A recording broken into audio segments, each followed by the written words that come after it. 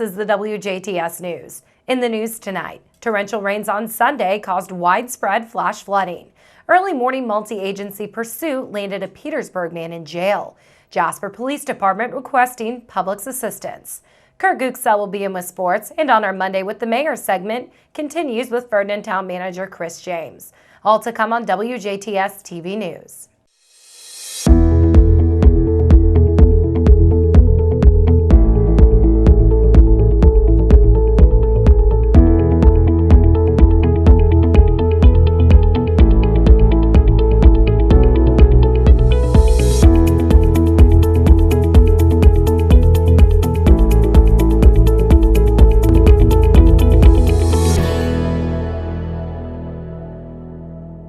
Good evening, I'm Jenna Schaffer with the news. Water everywhere and more to come. Torrential rains on Sunday caused widespread flash flooding throughout the area and led to multiple flooded roadways, yards, basements, fields, and reports of several water rescues. Unfortunately, very little relief from the rain is expected today and for the rest of the week. Listeners are reminded to be aware of flash flooding and to never cross a roadway covered by water. Remember, turn around, don't drown. Just as the name implies, flooding last night occurred in a flash and was gone almost as quickly. According to the National Weather Service, DuBois County saw a range of 5 to 5.5 inches Sunday. Jasper saw 4.5 inches and could see another 2 inches today. At least 3 to 4 inches of rain fell in a short period of time between 5:30 and 7, overwhelming storm drains, ditches, parking lots, and eventually buildings. The Schnitzelbank restaurant was flooded with water as flooding down 3rd Avenue flowed into the building. The truck lot at Ubilar & Sons was flooded and was the lot and building of Pedigree, all in Jasper. The intersection of 6th and Newton was underwater, as was the four-way stop 2 blocks south. According to the Jasper Police call log, at least 7 disabled vehicles required assistance. In Huntingburg, the street department broke out the sandbags to hold back the water. The corner of Highway 64 and US 231 were underwater. 19th Street in Huntingburg was also flooded. Many reports of limbs and trees downed or fallen dot the area. With high winds and saturated grounds, tree roots will lose their grip and fall. Beware as you travel. There is also a report of a coal miner who was struck by lightning at the Shamrock Mine near Ireland. State Road 64 west from the Eckerty Y is closed until further notice due to the roadway collapsing from underneath. Plan an alternative route. The water level at Patoka Lake is approaching its highest point this year. As of today, the water level at the dam was recorded at 547.27, just 0.22 lower than its high level on May 5th of this year.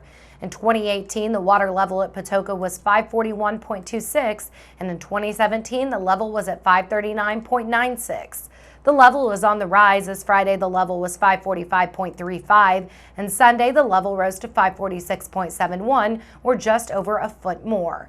The target summer pool elevation is 536 feet. This elevation is very near the spillway crest elevation of 548 feet. The spillway is a non-gated open rock cut located away from the dam and is designed to allow a safe release of excess water. The top of the Patoka Lake Dam is elevation 564, which is safely 16 feet away above the spillway floor elevation. Pike Gibson Water Inc. has issued a boil advisory in Pike County for those living on County Road 700 East and Division Road and 625 West. Pike Gibson Water Inc. says a water main line has been washed out. Part of a rick house at the OZ Tyler Distillery in Owensboro collapsed overnight. Contacts at the rick house are not sure what caused the building to come down. Engineers will be out to investigate and see if this was storm-related. The building stored around 20,000 barrels of bourbon, and it looks about 4,000 fell. The building collapse happened around midnight. No one was hurt. Saturday night in central Indiana, severe storms caused floods and produced at least 6 tornadoes, leaving thousands without power and damaging buildings. That number of tornadoes confirmed could rise to 9. No injuries were reported. The National Weather Service says the tornadoes touched down in Owen, Monroe, Marion, and Rush counties. Winds from an EF1 tornado reached 100 miles per hour in Marion County's Beech Grove, where the high school was heavily damaged. Fire officials say the corrugated steel roof was ripped off the school. Updates also include an EF2 tornado in Greene County with peak winds of 130 miles per hour Saturday night that damaged a building and downed trees. Weather-related announcements. Due to weather, the invasive species group will be postponing their workday at the DuBois County Park, originally scheduled for tomorrow morning, Tuesday, June 18, 2019. The workday will now be on Thursday, June 27th from 8 a.m. until noon. An early morning multi-agency pursuit landed a Petersburg man in jail at approximately 2 a.m. Saturday morning. Vincent City Police responded to a vehicle crash where the driver was trying to leave the scene. The driver appeared to be intoxicated and attempted to fight civilians who were trying to stop him.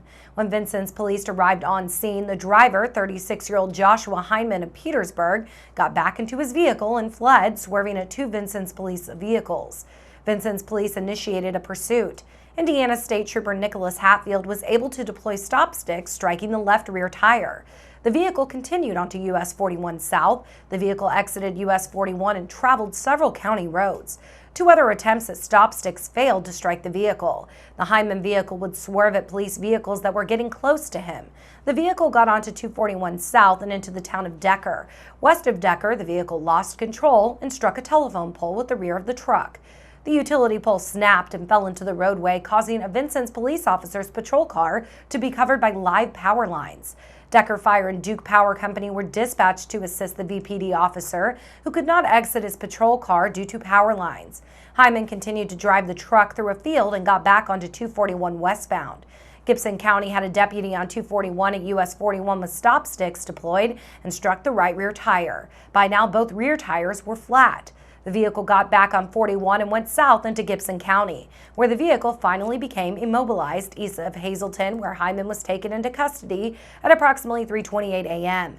Hyman was transported to the Knox County Jail. The pursuit lasted approximately 1.5 hours. The average speed was approximately 20 miles per hour even on major roadways. Joshua Hyman of Petersburg was charged with resisting law enforcement with a vehicle, a felony, OVWI over the .15 blood alcohol content, OVWI endangerment, reckless driving, and 2 counts of leaving the scene of property damage accident, 1 in Vincent City and 1 on State Road 241. Assisting Indiana State Police were the Knox County Sheriff's Department, Gibson County Sheriff's Department, Vincent City Police, Princeton City Police, Owensville Police, Decker Fire Department, and Duke Energy. Jasper Police were called to the area of Walmart on Sunday in reference to a possible shoplifting in progress. Walmart Asset Protection advised JPD that 2 females were placing items in their own plastic bags and then a cart. The subjects then proceeded to exit the store without paying for the items. Jasper Police located the 2 women outside the store. 20-year-old Christina Nolan and 19-year-old Kaylee Eckert, both of Huntingburg, were detained and placed under arrest for theft. Nolan and Eckert are lodged in the DuBois County Security Center. Jasper Police Department is requesting the public's assistance in identifying a subject in regards to an incident that occurred in Jasper on April 27th. The photo is posted on our website, WJTS.tv. If you can identify this subject, please call Jasper Police Department at 812-482-2255 or remain anonymous and call 812-481-COPS. Indiana State Police in Sellersburg are requesting any information on the whereabouts of Dakota Ray Fessel. Dakota Ray Fessel, a 25-year-old white male, 5'9", 190 pounds with brown hair and hazel eyes, was last seen in Corydon, Indiana on June 8, 2019. He is possibly driving a light blue 2005 Dodge Caravan with an Indiana license plate 558 RHM. The van has a large dent in the passenger side door. If you have any information, please contact Trooper Justin Geltmaker with the ISP Sellersburg Post at 812-246-5424. The first stop of the 2019 WBDC Cornhole Tournament of Champions was held at the St. Henry Heinrichsdorf Fest on Saturday, June 15th. TJ Miller and Mike Harrison won the double elimination match in the Pro Division of the WBDC Cornhole match. Mount Hull moved to the championship round after defeating the Rocky Bottom Farms in the quarterfinals. TJ and Mike then defeated the Team B&B, comprised of Cameron Burkle and Ryan Brames, in the championship round at St. Henry. The Team Mount Hull will now move on to the WBDC Tournament of Champions at the Huntingburg Herb Fest on Saturday, September 28th. The WBDC Cornhole tournament also includes an amateur division for all ages at each site. 6 teams entered into the single elimination amateur division. The winners of the St. Henry Heinrichsdorf Fest WBDC Cornhole Tournament Amateur Division were 2 old dudes comprised of Randy Furman and Norbert Lindauer. The next stop of the 2019 WBDC Cornhole Tournament of Champions will be held Friday, June 21st at the Ferdinand Heimat Fest. Registration will start at 6 p.m. Eastern Time and throwing at 7 Eastern Time. WBDC is taking pre-registrations now by calling 812-634-9232 or online at wbdc.us. The cost is $10 per pro team, and all pro team members must be at least 18 years of age. The amateur division is open to all ages and no pre-registration is needed. Following the festival tournaments, WBDC will crown their 2019 WBDC Cornhole Tournament of Champions with a double elimination tournament of the 14 teams who have won during the season or are points leaders. Some rules have changed on the point system. Please check the website for further information at wbdc.us. The air permit from Riverview Energy Corporation for a coal to diesel plant in Dale has been approved by the Indiana Department of Environmental Management. In a letter released Thursday by IDM, the initial permit was approved as a Title V new source construction. The permit is the next step for the over $2 billion coal to diesel plant to be built in Dale. Riverview Energy plans to build a coal hydrogenation plant, which would make ultra-low sulfur diesel fuel from coal. According to Riverview, the coal is not burned or gasified. Riverview Energy Corporation has faced opposition and support from community members and organizations. The plant is to be built on 500 acres that are annexed into the town of Dale. The permit issued by IDEM can be viewed online on the IDEM website.